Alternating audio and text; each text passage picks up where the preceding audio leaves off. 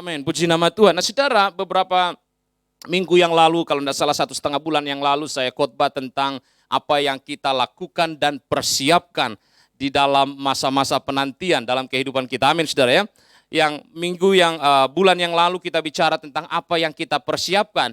Nah hari ini kita akan berbicara tentang apa yang harus kita lakukan sebagai orang Kristen, saudara, menghadapi masa-masa sekarang ini. Tentunya saudara, Alkitab mengajarkan kita untuk never give up di dalam setiap kehidupan kita sama-sama. Boleh katakan kiri kanan saudara, never give up.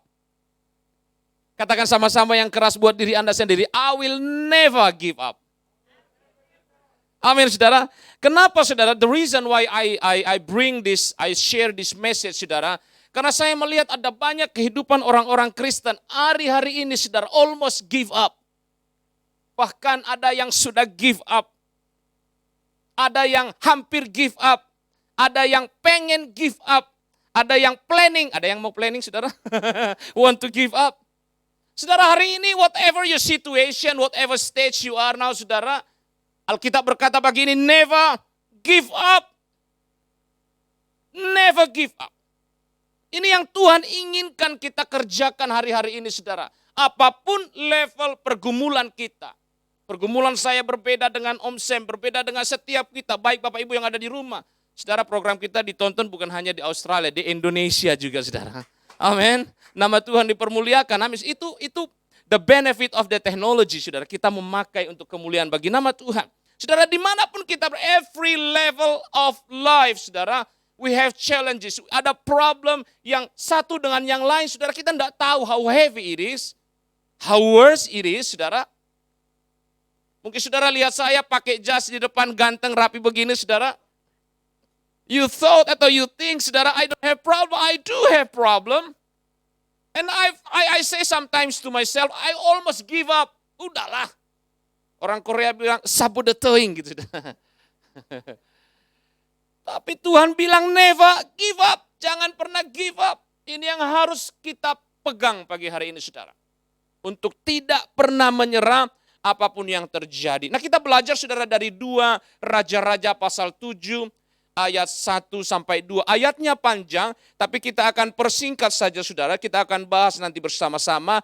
Dan ingat saudara, ini yang Tuhan ingin kita lakukan menghadapi hari-hari yang jahat ini. Saudara perhatikan di layar, saudara di screen saudara 2 Raja-Raja 7 ayat 1. Dikatakan begini. Lalu berkatalah Elisa, dengarlah firman Tuhan. Beginilah firman Tuhan, besok. Kapan saudara? Besok, kira-kira waktu ini sesukat tepung yang terbaik akan berharga sesikal. Dan 2 sukat jelai akan berharga sesikal di pintu gerbang Samaria. Tapi perwira yang menjadi ajudan raja menjawab abdi Allah katanya, sekalipun Tuhan membuka tingkap-tingkap di langit. Masakan hal itu mungkin terjadi? Listen saudara very carefully, jawab abdi Allah, sesungguhnya engkau akan melihatnya dengan matamu sendiri, tetapi tidak akan makan apa-apa daripada. Saudara boleh continue nanti dibaca di rumah saudara. Nah saya mau bawa kita saudara ke slide yang keempat saudara, atau ya ketiga. Latar belakang saudara cerita ini kita mungkin tahu sama-sama bahwa saat itu saudara kerajaan Israel Samaria dikepung oleh Raja Aram saudara. Ya, dikepung. Kalau saudara perhatikan 1 chapter before that, 2 Kings atau 2 Raja-Raja 6 ayat 8, dikatakan saudara Raja Aram berperang melawan Israel. Ya, dia berunding kepada pegawai-pegawainya. Tetapi lihat saudara, apa saja yang mereka rancang, Tuhan kasih tahu kepada Elisa. Sehingga saudara apapun yang mereka planning untuk mencelakakan orang Israel, Tuhan kasih tahu kepada hamba Tuhan, Elisa. Sehingga dia selalu berkata, jangan pergi ke situ. Don't do this, don't do that, do this one. Ini saudara kelebihan atau berkat yang Tuhan berikan kepada orang-orang yang mengasihi Tuhan, yang hidupnya connect dengan Tuhan senantiasa. He will tell you what to do. And today saudara, He will tell you the same thing. Never give up saudara. Saudara, ini luar biasa. Kalau saya pikir-pikir Tuhan ini level jokingnya itu tinggi saudara kadang-kadang. Dia bisikin lagi ke hamba Tuhan.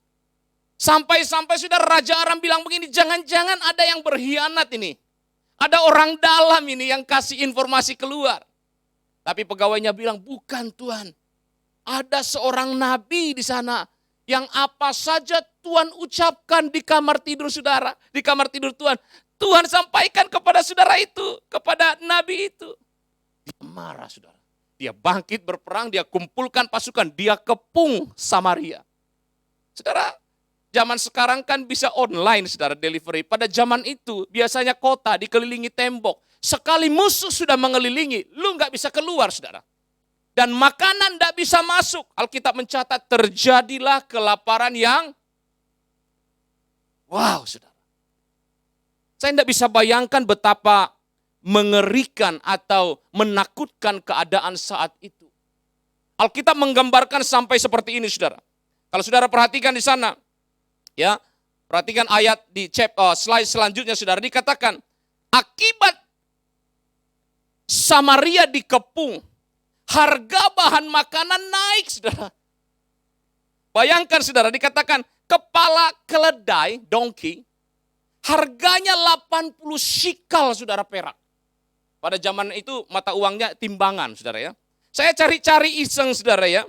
Ternyata 1 shikal is about 14.55 gram, saudara, emas atau perak. Kalau dikalikan sekarang, tadi pagi saya coba cek 1 shikal itu berapa sih harganya sekarang? Kurang lebih 4.563.86 rupiah, saudara. Ya, jadi artinya 1 kepala keledai yang mungkin saat itu tidak ada harganya.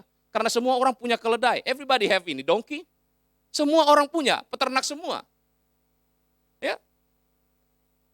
Itu kurang lebih sekitar 365.000 something. It's expensive. Bayangkan, saudara, dan dikatakan 1/4 cup. Saya tidak tahu 1/4 cup itu seperti apa. Tapi mungkin seperti ini, saudara. 1/4 cup tahi merpati. Lah buat apa, saya juga bingung, saudara. Mungkin dijadikan pupuk, saudara, atau bahan bakar obor mungkin. Harganya 5 shikal. Can you imagine how worse is the situation is?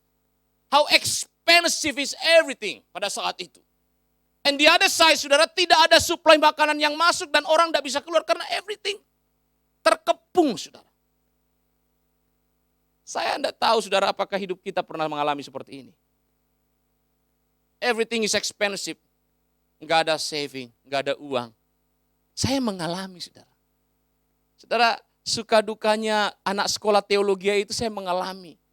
Kita sering puasa bukan karena disuruh Tuhan. Karena terpaksa, saudara.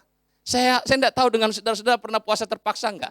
Saya pernah, saudara, hampir jalan kaki dari Kebun Jeruk sampai ke Karawaci karena tidak punya uang. Habis pelayanan. Ini saya sharing sedikit, tidak apa-apa, saudara. Suatu hari saya, karena ada persekutuan karyawan di sana, saya semangat sekali pelayanan, saudara. Saya pergi karena biasanya ini saudara boleh judge saya, tapi biasanya setiap pelayan dikasih persembahan ya. Dan saya pikir sudahlah, saya melayani nanti Tuhan pasti berkati. Orang yang bekerja dia layak makan. Saya melayani di situ, ya saya makan di situ. Nothing wrong, isn't it, saudara? Yang penting hati. Singkat cerita, saudara, orang yang mengkoordinir lupa kasih love gift. Saya sudah sampai batuk 2-3 kali, saudara, udah batuk putar-putar. Kok enggak ada tergerak? Dari pagi belum makan. Saya sudah putar lewat depan dia enggak ada tergerak. Lewat belakang, enggak tergerak, udah batuk sampai akhirnya saya give up, saudara. Kepala pusing, perut mutar-mutar, saudara. Saya bilang, ya sudahlah, saya mau jalan kaki dari Kebun Jeruk sampai ke Karawaci. Saya kos di sana. Nanti kalau enggak kuat di jalan, paling-paling tumbang. Saya jalan, saudara. Saya jalan, beneran jalan. Tuhan enggak tolong saat itu. Tapi begitu jalan, saudara, saya udah enggak kuat, saudara. Saya ada mah saat itu. Saya berdoa begini, Tuhan, saya enggak minta banyak-banyak. Kasih saya 5.000 perak saja. Saya mau beli gorengan 2.000. Kemudian saya naik bus harga 2.000. Nanti 1.000 dari terminal bus ke kos-kosan. Sesudah itu biar Tuhan yang bekerja. Saudara tahu enggak? Jembatan penyeberangan itu orang berjalan banyak sekali. Orang injak-injak uang 5.000 perak di situ. Bagi saya itu jauh lebih berharga dari $1 juta, saudara. Saya ambil, saya bilang, Tuhan terima kasih. Ini yang saya perlukan. Saudara, saya tidak tahu saudara pernah mengalami enggak sampai pada titik itu. Bagi hamba Tuhan, mungkin sudah sering makanan sehari-hari. Om saya, Pastor Nicholas, everybody. Saudara, ini yang terjadi. Bahkan bukan hanya itu, saudara. Kalau saudara perhatikan, satu chapter sebelum itu, saudara, pasal 6, 28, 29, dikatakan, saking orang desperate, tidak ada harapan. Dua orang perempuan datang menghadap raja. Dia mengadu, saudara. Dia bilang begini, Raja, kemarin saya bilang sama ibu ini, hari ini kita potong anakmu laki-laki untuk kita makan. Ini Alkitab, saudara. Kemudian saudara, ibu ini disembelih, anaknya mereka makan. Ternyata begitu hari berikutnya, giliran ibu ini yang potong anaknya, dia sembunyikan anaknya. Mereka sudah makan anak perempuan ini. Imagine, saudara, how desperate is situation is. Saya percaya kita belum sampai level itulah. 2-3 hari belum makan, it's okay. Tapi kalau sampai potong anak, potong ternak tetangga sih oke, urusan di belakang nanti polisi, benar sudah. Potong anak. Mendengar itu rajanya, saudara, sampai mengoyak pakaiannya. Saya belajar satu hal di sini penting, saudara, sebagai pemimpin. Don't trust anyone. You have to go sometimes, saudara, ke bawah untuk melihat. Kadang-kadang orang di sekitar kita itu ABS, asal babe, semua everything okay, not okay. We have to go down and see the reality. Raja ini fail until ini terjadi. Saya mau gambarkan kepada kita untuk bukan menakut-nakuti kita, saudara. Tapi saya mau kasih tahu betapa, saudara, saat itu tidak ada pengharapan sebenarnya. Dan kalau engkau mau give up, I can understand, saudara. Masihkah Anda berharap kepada Tuhan? Sampai-sampai raja ini, saudara, pasal 6 ayat 33 berkata, saudara, sesungguhnya malapetaka ini adalah dari Tuhan. Mengapa aku harus berharap lagi kepada Tuhan? Berapa kali kita mungkin Tuhan izinkan ada pada posisi yang sangat rendah, yang membuat kita akhirnya mulai mempertanyakan Tuhan dalam hidup kita. Tapi ini yang luar biasa, saudara, pasal 7 ayat 1. Firman Tuhan datang kepada Elisa, dikatakan, beginilah firman Tuhan besok. Wow, saudara, I like this one. Besok. Kalau pepatah berkata, saudara, tomorrow never come. Tapi bagi saya, tomorrow is a hope. Tomorrow is a hope. Itu sebabnya ketika kita belajar beberapa bulan yang lalu, saudara, apa yang harus kita persiapkan dalam penantian kita untuk menantikan janji Tuhan terjadi. Nah, hari ini kita belajar apa yang harus kita lakukan. Karena tomorrow is a hope. Dikatakan, saudara, sesukat jelai, sesukat tepung yang terbaik. Sesukat itu saya lihat, saudara, kurang lebih 12 liter ternyata. Itu harganya 1 sikal. Bayangin tadi, saudara, 1/4 cup tahi merpati, 5 sikal. Ini 12 liter, saudara, yang terbaik, 1 sikal. Itu sebabnya raja bilang begini, jawab abdi Allah, ayat 2, sekalipun Tuhan membuka tingkap-tingkap lagi. Bayangin, saudara. So desperate. Bahkan sekalipun firman Tuhan sudah ngomong di depan dia. Hamba Tuhan Elisa, reputasinya sudah tahu semua orang. Tetap dia tidak percaya. I can understand how desperate is the situation saat itu. Saudara, saya mau encourage setiap daripada kita, baik di tempat ini, di rumah. Seberapa desperate pun situasi kita saat ini. Tetap berharap and never give up. Karena tomorrow is a hope. Amin, saudara. Jangan berhenti berharap. The struggles we endure today will be the good old days we love about tomorrow. Sometimes, saudara, ketika kita suffer ketika saya ingat, saudara, ya, kalau saya ingat dulu, istri saya sering kali bilang begini, lu kenapa sih kadang ketawa sendiri? Benar, saudara. Saya kadang-kadang ingat peristiwa 10 tahun yang lalu, yang bagi saya saat itu hampir nangis karena situasi yang, sekarang saya ketawa, iya ilah cemen benar ternyata saya. The struggle we endure today will be the good old days we love about tomorrow. Aaron Lauritsen-Star. Dikatakan lagi, it always seems impossible until it's done. Amin, saudara. Is it your situation now almost impossible? Wait until it's done. At the end of the days later on, ketika kita lihat ke belakang, kita tertawa. Wow, ternyata saya begitu cemen. Apa itu cemen bahasa Inggrisnya, saudara? Ternyata begitu ringan iman kita, baru sedikit kita udah struggle. Belum potong anak, saudara. Belum jual tahi merpati. Nelson Mandela. In the time of struggles, apa yang harus kita lakukan? Ini akan kita pelajari hari ini. Ada 3 hal yang Tuhan ajarkan melalui kisah ini, saudara. Yang pertama, jangan menyerah dengan keadaan. Katakan jangan menyerah. Berani bertindak. Amin, saudara. Kalau saudara perhatikan, ada 4 orang kusta saat itu di sana. Mereka duduk-duduk. Kalau kita lihat, saudara, di zaman perjanjian lama, mungkin perjanjian baru juga sama. Dikatakan bahwa orang kusta tidak boleh bergaul dengan orang sehat. Bayangkan, saudara, Alkitab mencatat di dalam Imamat 13:45. Kalau orang kusta mau lewat, dia harus tutupin badannya. Dia harus berpakaian yang compang-camping. Tidak boleh yang bagus. Rambutnya harus terurai. Nah, saya gimana? Rambut, tidak ada rambutnya, saudara. Menutupi mukanya kalau dia lewat. Orang kan teriaknya air panas gitu. Ini enggak, saudara. Kalau dia passing, dia harus teriak najis. Najis, saudara. Imagine that. Orang bilang kita najis, kita tersinggung. Kita harus teriak, saudara, meneriaki diri kita bahwa kita orang najis di hadapan orang lain. Bayangkan, 4 orang kusta, saudara, mereka berkata satu dengan yang lain, "Lik, kalau kita di sini duduk-duduk pun pasti mati, tidak ada makanan.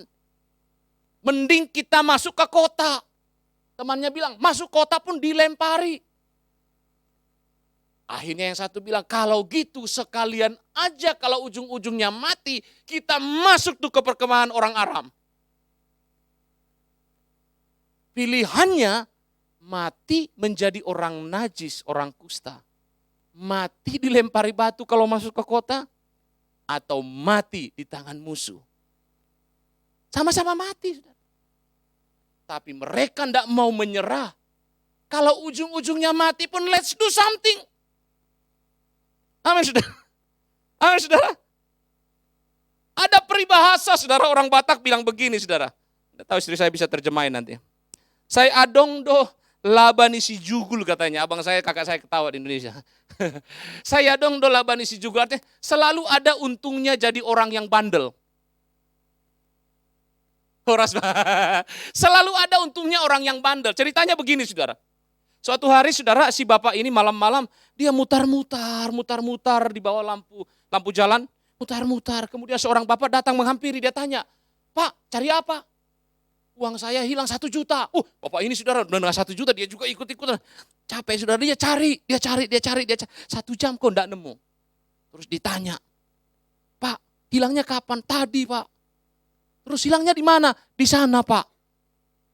"Kok nyarinya di sini?" "Di sana gelap, di sini terang."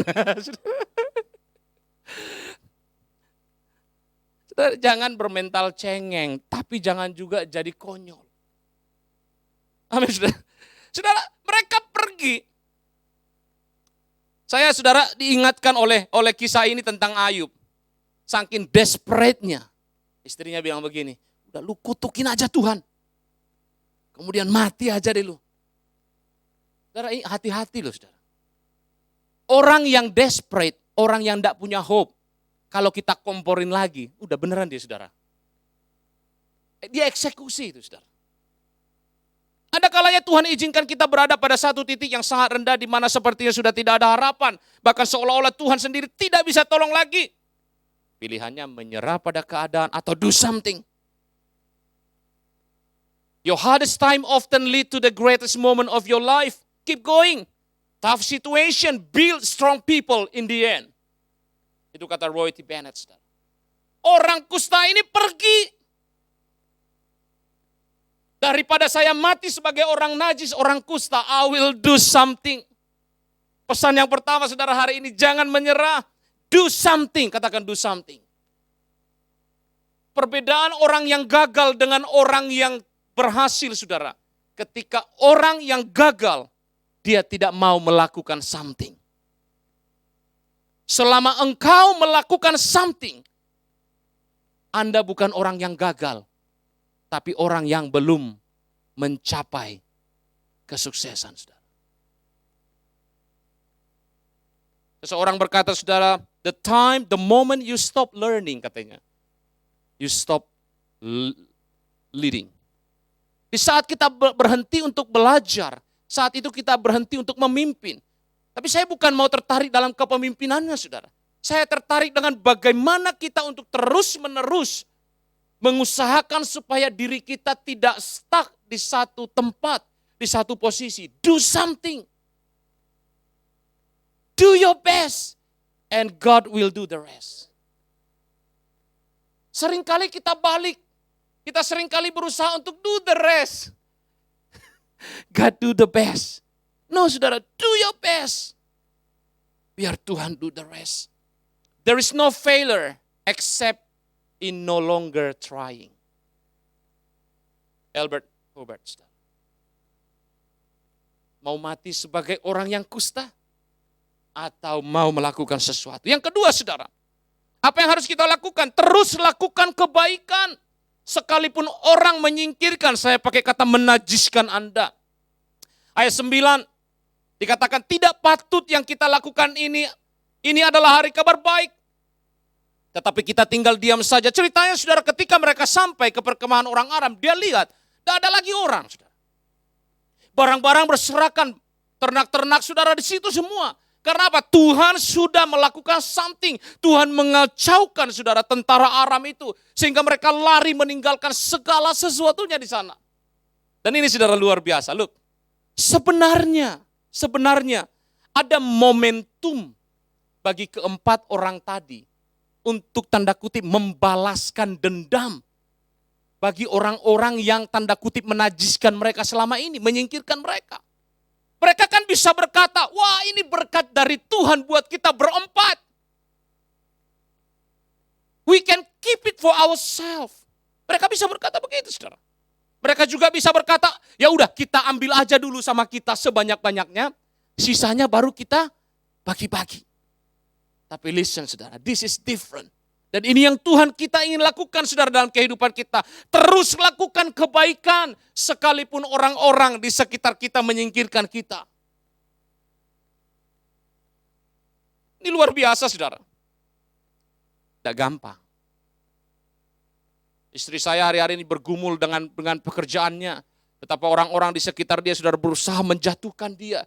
Bahkan memberikan sanksi katanya mau dipecat. Jahat saudara. Tapi saya selalu katakan kepada dia, terus lakukan kebaikan. Doakan mereka, berkati mereka. Itu perintah Tuhan, saudara. Kadang-kadang dia kesal juga, saya khotbahin terus-terus dia bilang, iya bukannya lu sih yang ada di situ. Betul saudara, it's not easy to do it. Tapi ini perintah. Bayangkan saudara, satu kalimat saja dari perintah Tuhan Yesus kita kerjakan. We can bring heaven to the earth. Matius 5:44 dikatakan, kasihilah musuhmu. Berdoa bagi mereka yang menganiaya kamu. That's hurt saudara. It's hurt. Harusnya kesempatan itu saudara kita pakai untuk membalaskan dendam. Itu manusia kita, betul? Tuhan bilang, no. Terus lakukan kebaikan. Saya tidak tahu saudara, apakah ada orang-orang di sekitar hidup saudara yang hari-hari ini mencoba menjatuhkan saudara. Kalau hari-hari ini engkau sedang menyusun strategi untuk menjatuhkan mereka, stop. Tuhan bilang, berdoa bagi mereka. Berkati mereka. 4 orang kusta ini saudara, harusnya mereka bisa mengenyangkan diri mereka. Bisa menjadi konglomerat sesaat itu saudara mereka.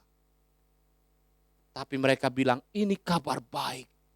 Tidak bagus buat kita sendiri. Mereka kasih tahu saudara seisi kota datang menjarah. Mengambil. Challenges is changing you, not others. Seringkali saudara ketika kita diperhadapkan dengan pergumulan, masalah, tantangan. Kita seringkali saudara berdoa supaya Tuhan menjamah dan mengubahkan orang itu. Benar saudara? Benar saudara? Kita berdoa Tuhan jamah dia. Si A, si B yang menyakiti aku supaya Tuhan ubah dia menjadi malaikat. Benar saudara? Ini orang Tuhan mulutnya jahat sekali. Aku berdoa dalam nama Yesus mulutnya jadi manis seperti madu kalau ngomong. Besok saudara Anda ketemu makin jahat lagi. Listen saudara, very careful. I know it's not easy. Tapi challenges, problems is changing you, not others. Ada kalanya Tuhan men-challenge Anda untuk memindahkan gunung. Tujuannya bukan supaya gunungnya bergerak, tapi supaya membentuk otot spiritual kita. Otot iman kita. Saya ada kakak rohani di Jakarta, saudara. Salah satu pengharang rohani juga ketika di gereja kita yang dulu. Ya, ada kalau saudara pernah dengar lagu ini. Sekalipun dagingku dan hatiku habis lenyap, Kaulah Allah bagianku selamanya. Pujiannya saudara tentang kesembuhan. Tetapi dia sendiri menderita penyakit sampai hari ini. Ingat apa yang saya katakan bulan yang lalu saudara. Kalau iman kita masih iman jika, if, berarti kita belum orang-orang yang dewasa. Tuhan inginkan iman kita bukan iman yang if, tapi meskipun, sekalipun, even though, itu yang Tuhan inginkan.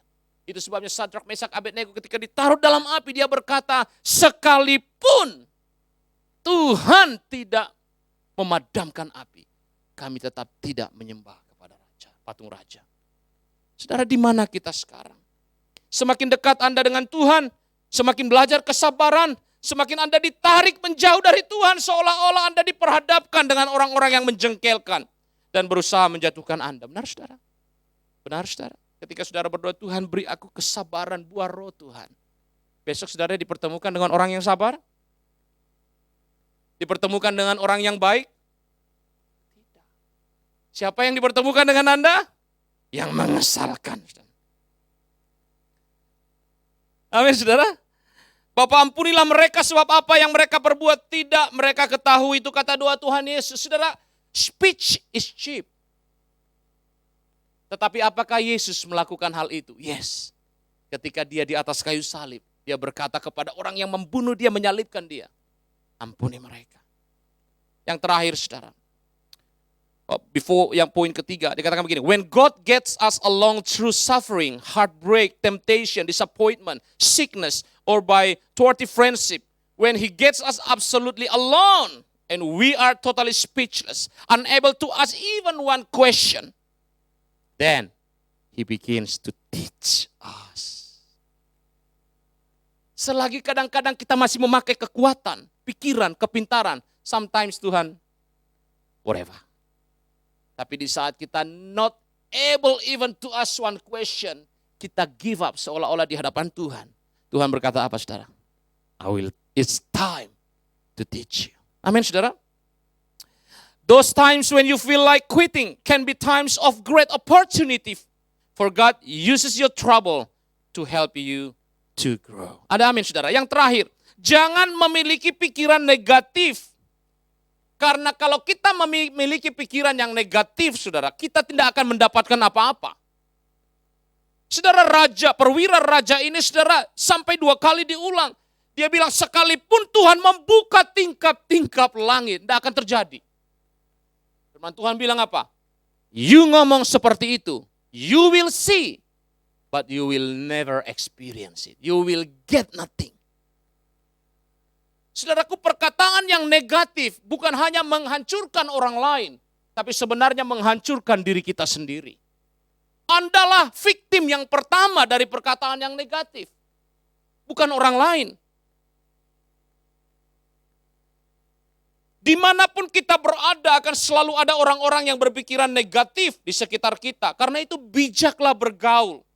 Karena pergaulan yang baik merusak kebiasaan yang buruk. Amin. Salah saudara. Pergaulan yang buruk merusak kebiasaan yang, kalau hamba Tuhannya kasih pertanyaan, dia senyum-senyum, hati-hati saudara, jebakan itu. Coba gambar yang selanjutnya. Perhatikan baik-baik gambar ini saudara. Tahan di situ.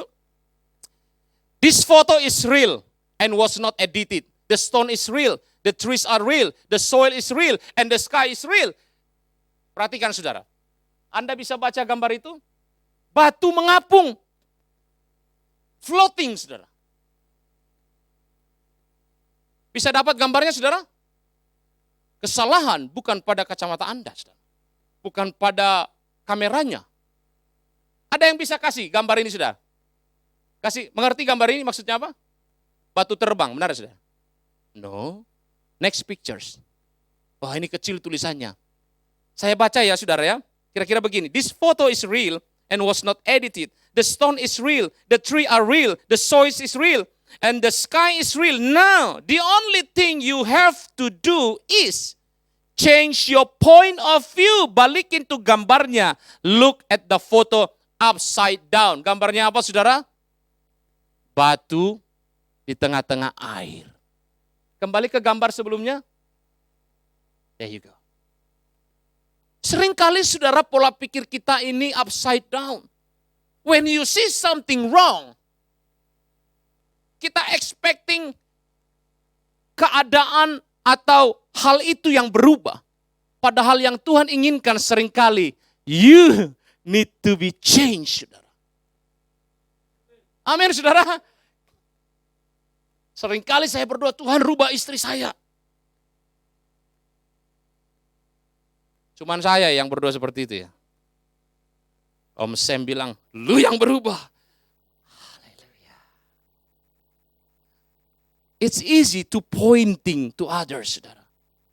But sometimes we forget, one finger to others, how many finger to us?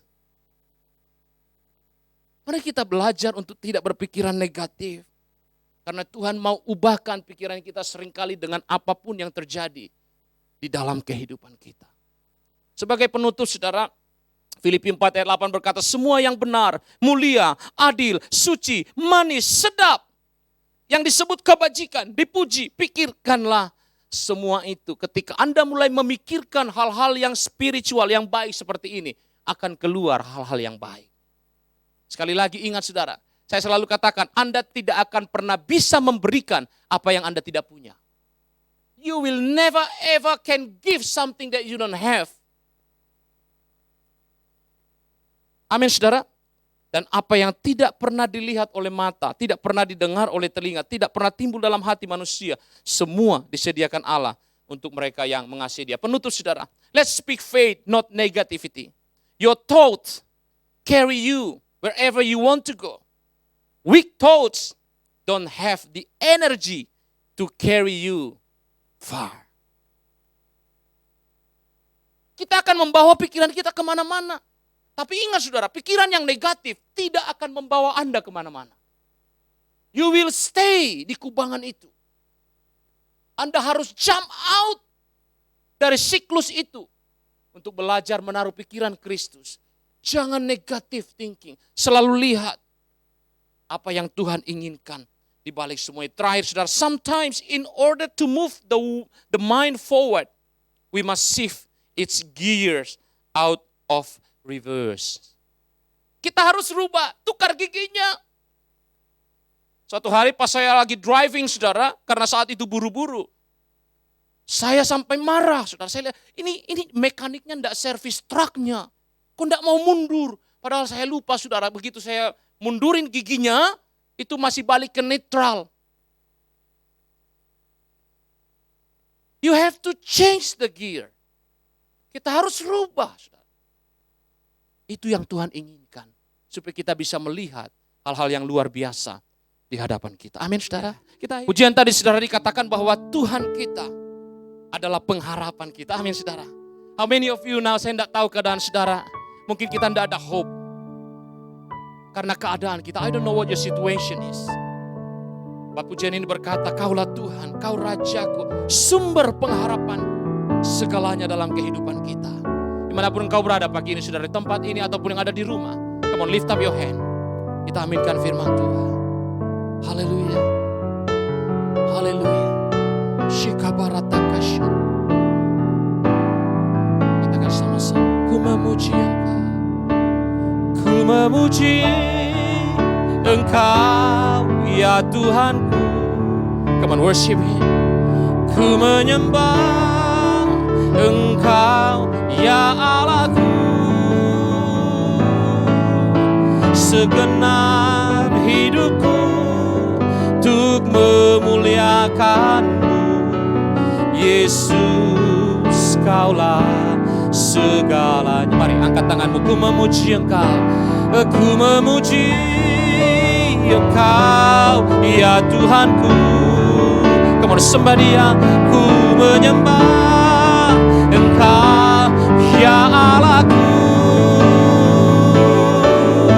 Segenap hidupku untuk memuliakan-Mu. Yesus, Kaulah segalanya. Panggil Dia Yesus, Yesus, Kaulah segalanya. Panggil Dia Yesus, Yesus, Kaulah segalanya.